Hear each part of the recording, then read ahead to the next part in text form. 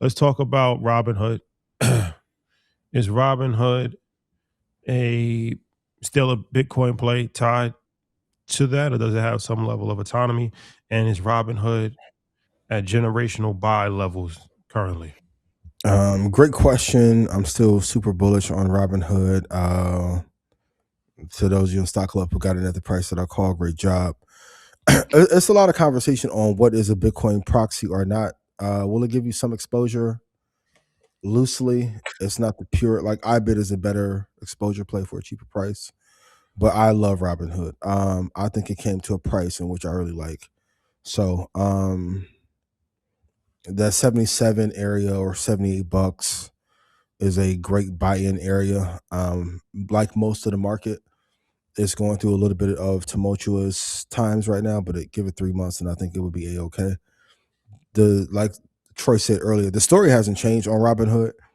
I just think that the market overall and the economy is having some issues. And I'll go back to the point that I brought up at the top of the show. The credit card jumped from 13.8 billion to 1.3 trillion.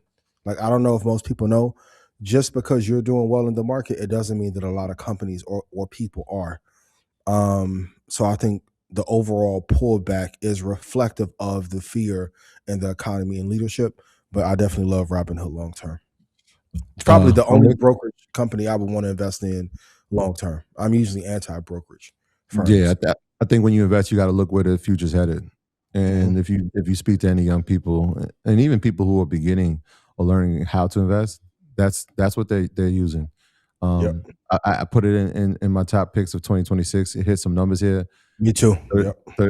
Thursday we'll talk about it some more and show you exactly what we're going to be doing. But yeah, I love Robinhood. We talked about it in detail in terms of uh, what they've added, how they've paid attention to their investors, how they've paid attention to the youth, the partnerships that they're making with the government potentially.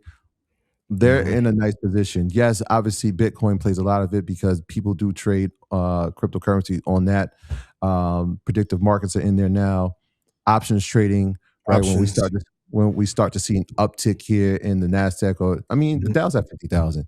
So usually those are good signs for a brokerage like Robinhood because a lot of people trade on there, and that volume brings in more money, which brings in Mhm. more capital for them. So yeah, I'm bullish on them. Yeah, and Vlad's not an entrepreneur that you want to bet against, and it's not because of our personal relationship. If we did know him, my sentiment would be the same. The way he's just innovated through the market, the COVID test for him when they had the anti Robin Hood campaign made him a great CEO. Battle tested. I wouldn't. I would not Yeah, bet against him long term. yeah, been through some things. Yep. Yeah, Trump said the Dow is going to hit 100,000 before the end of his presidency. Yo, that. Cap. But it's not. But it's not a. It doesn't. It's not as ridiculous as it sounds. Is it? Is it something that is a kind of It's a lofty target.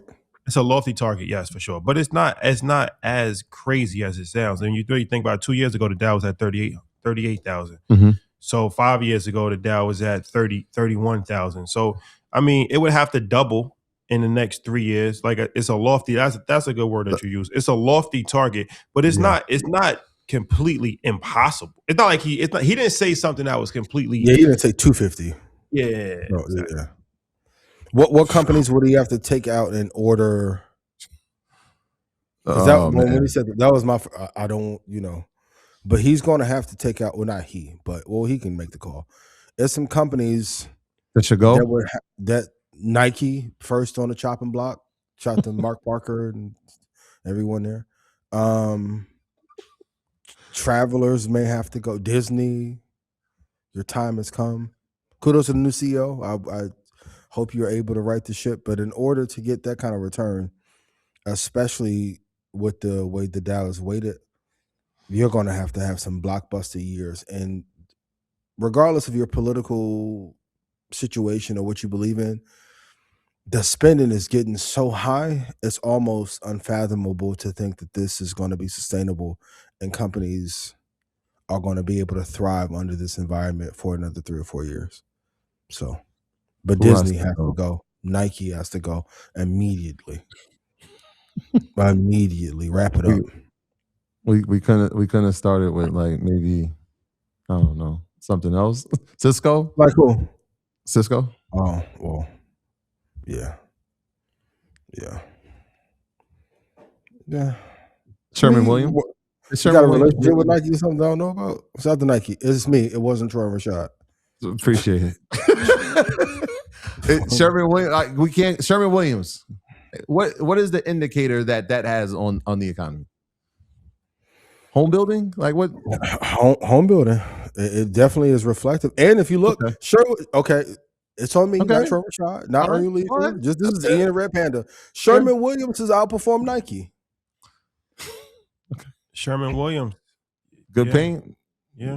Maybe quality products. Sherman Williams joint on Sherman Williams. Sherman Williams, okay. It's necessary. And to those of you who watch the show at Nike, I hope that you are elevated so your vision can take Nike to new horizons. Back to you, Troy Rashad. Thank you. Got you. Thank you. Media trainer. Thank you. MU, Micron. Yeah, the boy wonder. Is Micron set up for a short-term run? Okay. Troy, you want to go? Troy, go. No, you go. Short answer, yes. If we get a pullback, it would be great. Like hypothetically, if we got to 306.30 or 340, that would be a great entry.